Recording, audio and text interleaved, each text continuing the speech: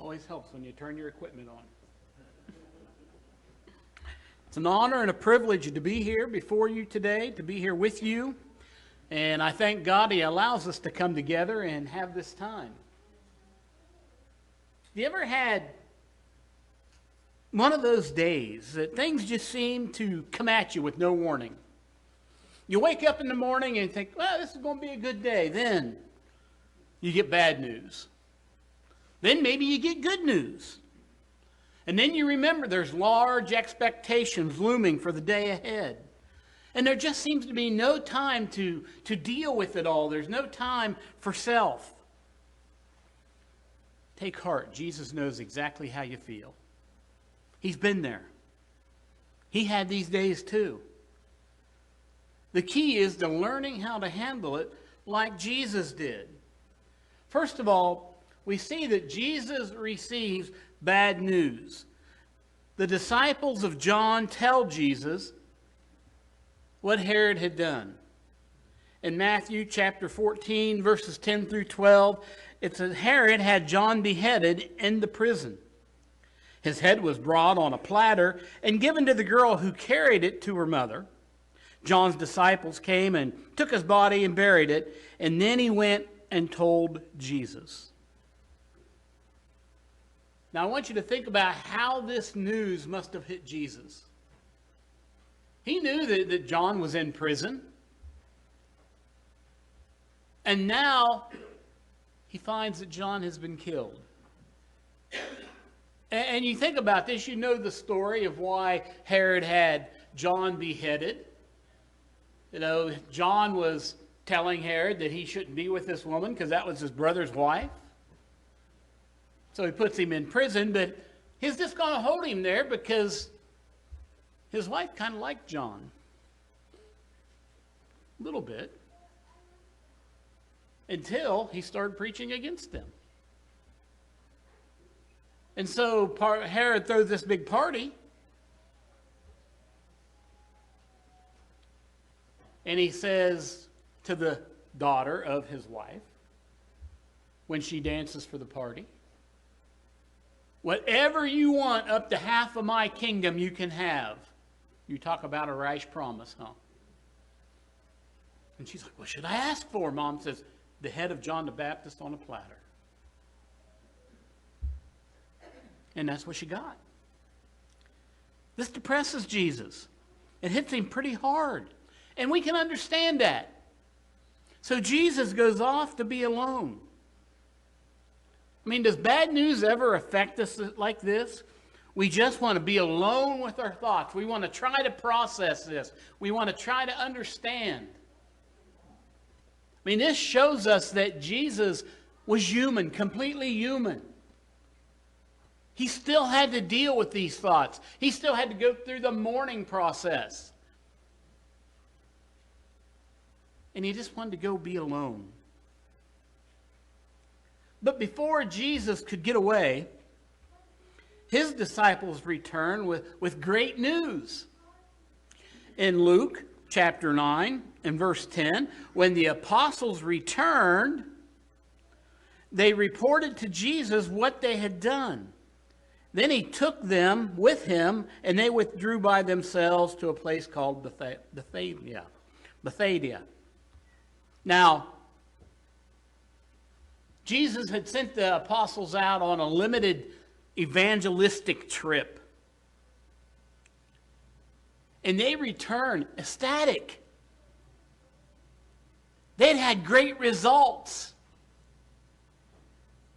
They witnessed crowds turning to Jesus. They witnessed miracles being done through themselves by the power of God. And this was exciting. Wouldn't that excite you too?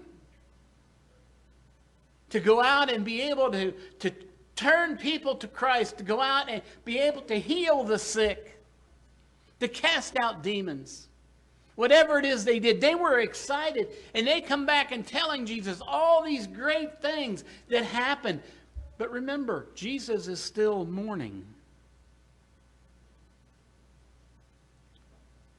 So Jesus has to be in a sense of conflict.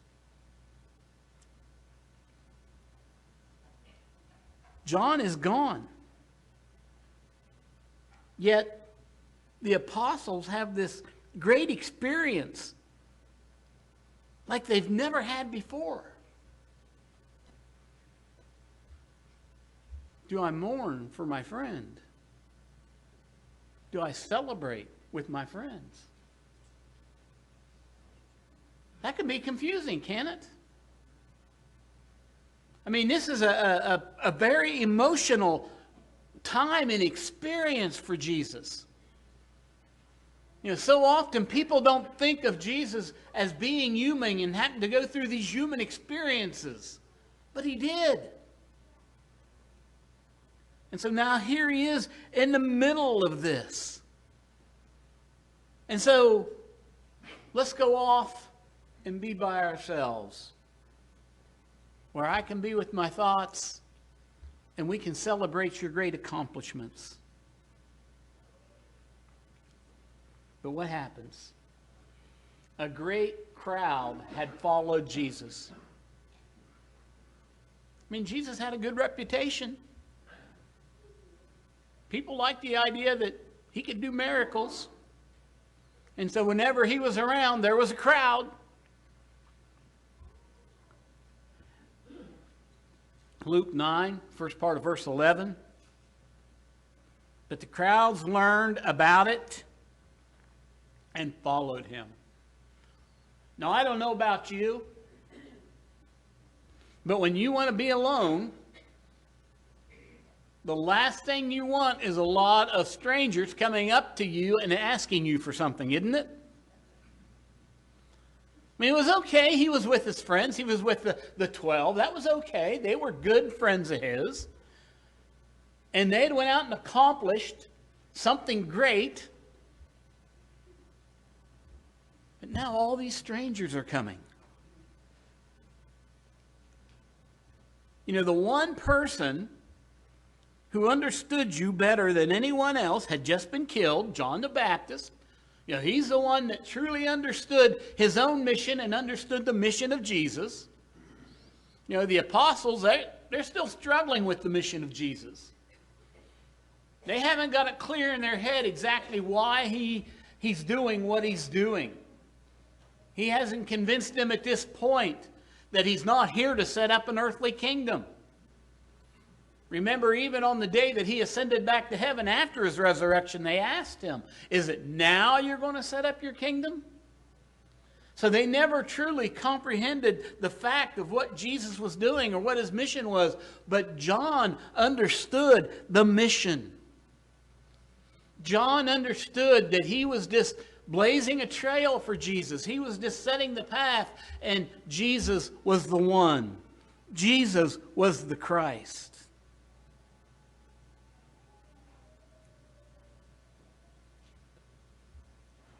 And so now, he just wants to be alone. And be alone with his friends. And this big crowd comes along. Jesus knew what the crowd wanted. He knew exactly what they wanted. What do they always want? They want healings. They want miracles. Think about how you react in that situation. You know, a big thing in today, one of the big words, one of the big things is mental health. And people say you've got to have me time to preserve your mental health. Jesus struggled with having me time, didn't he? Struggled big time. Because when people heard where he was, they were there. For them, it was all about, what can he do for me? What can he do for me? So Jesus deals with the crowd. That's what Jesus does. He deals with people. He loves people. Jesus did the Jesus thing. What would Jesus do? You think that's what he asked himself? What would Jesus do? Luke chapter 9, the second part of verse 11. He welcomed them and spoke to them about the kingdom of God and healed those who needed healing. Well, I don't know about you, but if I was in Jesus' situation, it would be hard to welcome that crowd, wouldn't it? It would be hard. Oh, come on down. Come on, everybody. I mean, he was trying to withdraw and be by himself even when the apostles came back. It's okay. I'll take them there. I know them. They're all right. They're cool. But then here comes everybody else. From a human standpoint, it would have been nothing to say, just hold on, I'll deal with you later. I'll take care of you later. But no, he didn't. He welcomed them. He spoke to them. He healed them. This is one of the purest examples of putting others before self. Jesus needed that time.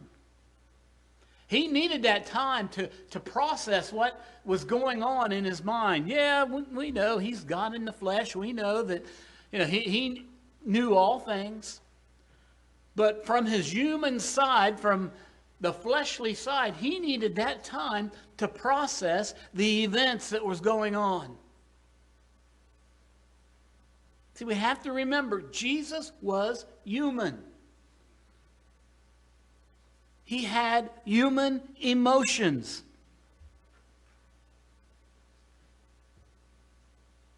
Did he need to mourn? Yes, he did. Did he need to celebrate with the apostles? Yes, he did. His mission on earth was to seek and save the lost. And he knew this was an opportunity to carry out the mission. He knew this was an open door. So there were these things that he needed to do for his own sake. But he needed to deal with these people. He needed to speak to them about the kingdom of God. He needed to heal those who needed healing, so that he could draw them to the kingdom. That was the most important thing. That was the most important thing. But that's not all. He feeds them. The disciples wanted to send the crowd away so that they could go buy food. After a while, the disciples are saying, get these people out of here. It's getting time to eat. I'm sure they're getting hungry, and there's nowhere around here to eat. Nowhere. And they could be saying, man, get these people out of here because we need to talk to you, Jesus. I mean, we don't know what their true motivation was, but we know what the Bible tells us, that they were concerned about the people, and we hope that that's their real motivation. But yet, Jesus took care of the people. About 5,000 with 5 loaves and 2 fish. In Luke chapter 9, verse 17, it says, they all ate and were satisfied, and the disciples picked up 12 basketfuls of broken pieces that were left over. So they go from having virtually nothing to having leftovers. So Jesus more than took care of the crowd. He fed them spiritually. He fed them physically. He healed those who needed healing. What more could they ask for? They got it all, didn't they? All that they asked for and more.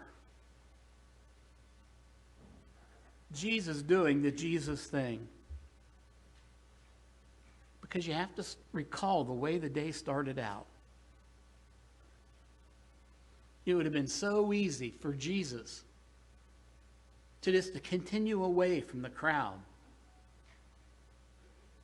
so that he could contemplate and mourn John and focus on his own purpose. I'm here to seek and save the lost. But yet, I still have to live this life. And I have to live it in such a way that I'm an example to those around me. And he just put it into action. Friends, sometimes we do need me time. I'm not saying we don't. Sometimes we do need to get away from it all. We need to step back and we need to contemplate what's going on. Sometimes we need to think about, what is my purpose in life? Why do I exist?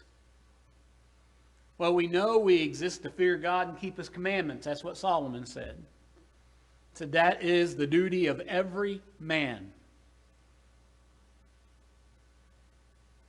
But how do I do that? What is my role? I mean, sometimes within the church we get into this situation where we're serving and ministering, and maybe sometimes we get discouraged for one reason or another. And yeah, we have to step back and we have to stop and think, what is my purpose within this ministry? But friends, I think what we see here is that even though there may be times we need to do that, if somebody needs something, we need to step up. Not run and hide. No, I can't deal with that right now. I got a lot going on in my mind. Jesus had a lot going on in his mind. And he still dealt with the crowd. He still dealt with the crowd.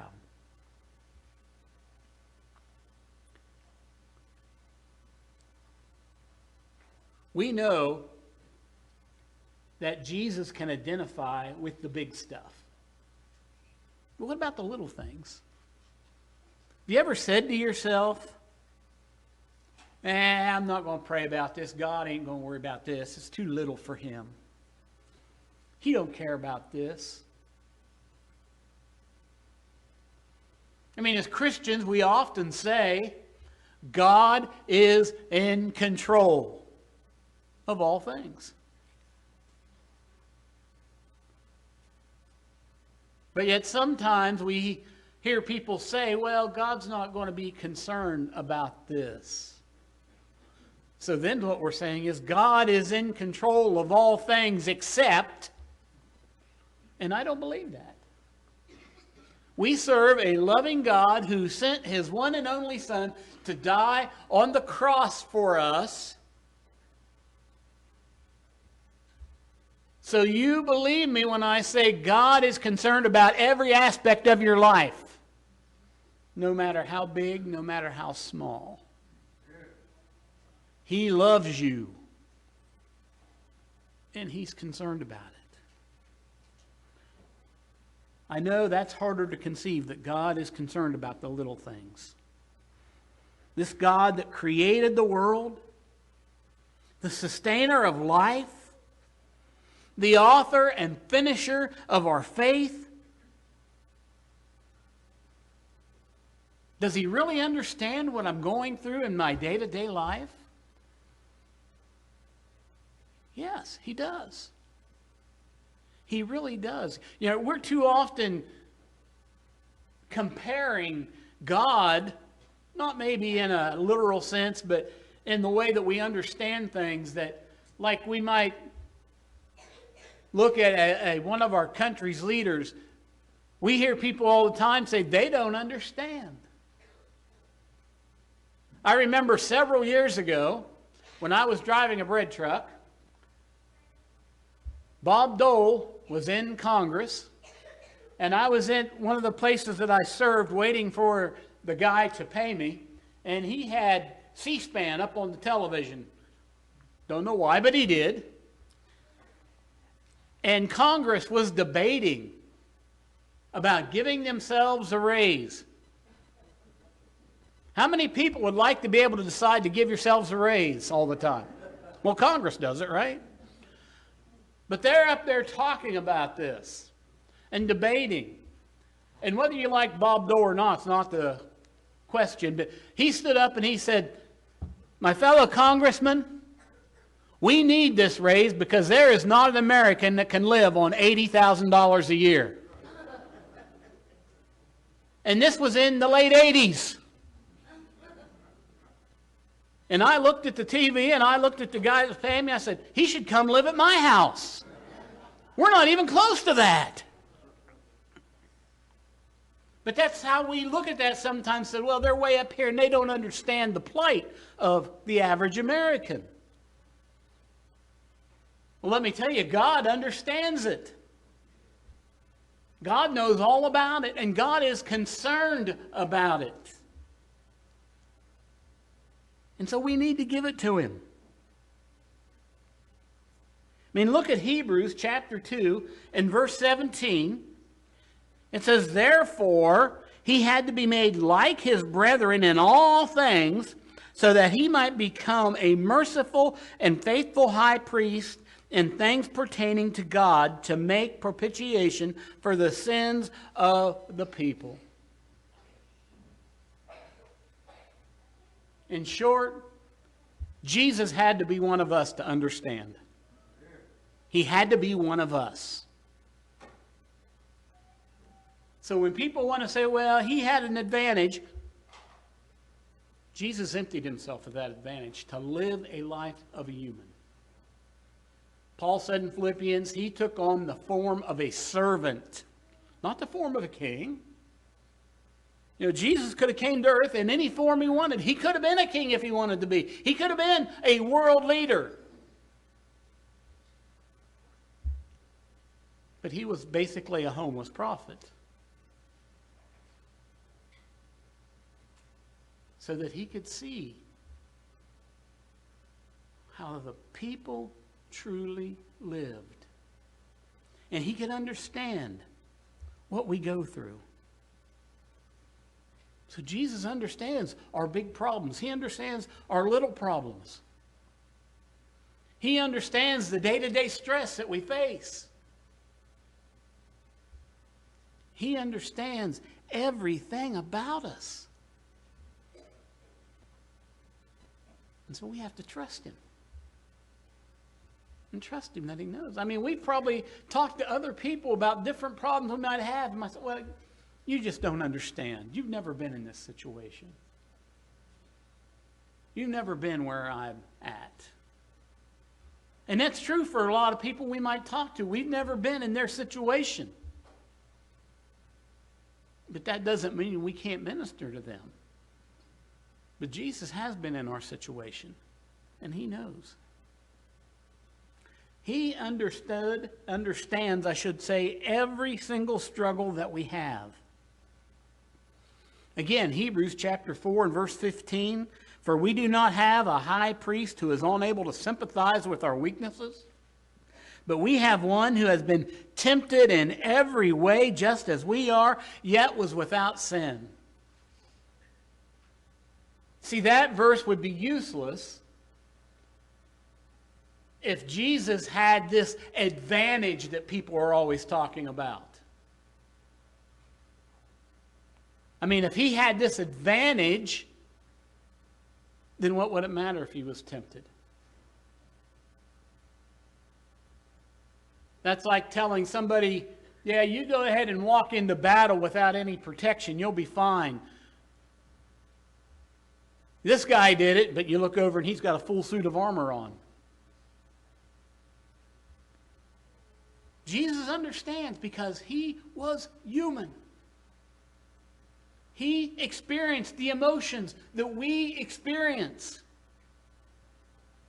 He had stress in his life. Remember the garden.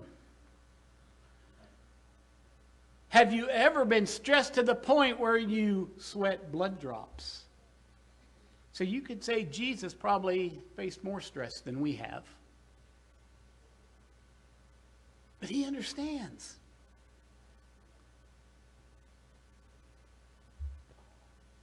This particular day in the life of Jesus, it's so important. It was so important that to us that it's the only event besides the crucifixion that all four Gospels record. God wanted us to know just how human Jesus was. He wanted us to know that we have a high priest that understands exactly what we go through on a day-to-day basis. I mean, it's not just about salvation and eternal life. Jesus understands our day-to-day life. He understands our ups and downs. He understands our high points and our low points. He understands our big problems and our little problems. Jesus knows exactly how we feel. And I want you to really burn that into your brain. Jesus knows our everyday problems as well as our big once-in-a-lifetime problems. Those big things that just look like we can't ever overcome them. Jesus knows about them. He knows how to deal with them. And He knows the struggles you face day by day. But more than that, He knows exactly what we need. And so we need to hand it to Him. We need to give it to Him and let Him deal with it. Trust Him to teach you and to lead you down the path of righteousness. He does, after all, know the way. And He'll never lead you astray. He'll never direct you to go off the path of righteousness. I mean, oftentimes we may be following Jesus and we may want to look around Him and see where we're gone, and we may see nothing but thorn bushes and roadblocks up ahead, and we might start thinking, where are we going? Don't worry, just let Him lead. He'll get you through it. He knows the way. And He'll take you by the hand and He'll lead you through whatever issues you may be facing. Because, friends, He's been there. He's been there. And He's not going to let you down. He's not going to leave you alone. He says, come to me. He says, come to me.